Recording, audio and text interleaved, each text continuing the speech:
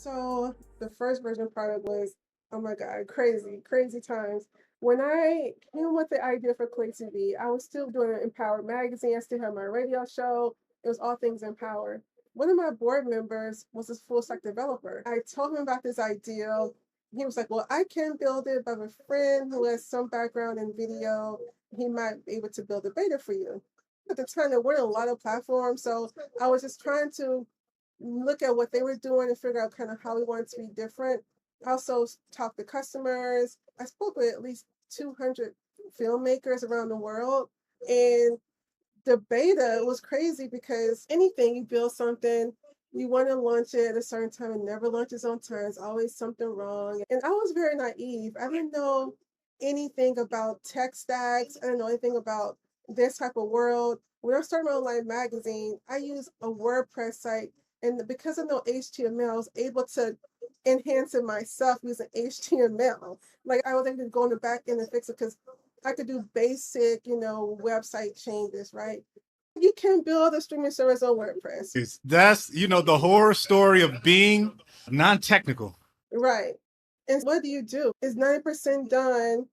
Do you try to squeeze together money you don't have and try to finish it? And then I couldn't even get access to the code. It was a whole bunch of mess.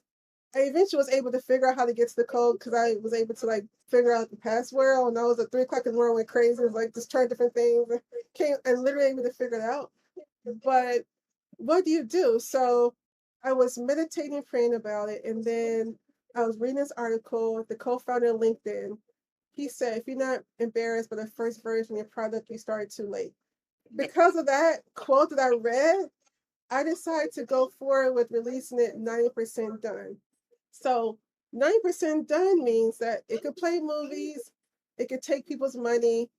If you subscribed in June, if you go back on the back, if you looked on your account, it would still say June. It would never update.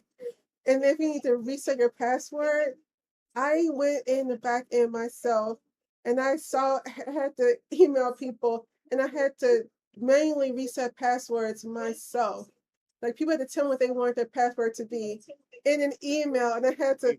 I mean, that's blasphemy. Like you should not have people's email addresses. I mean, it was such disarray, and it took us almost 3 years to fix that.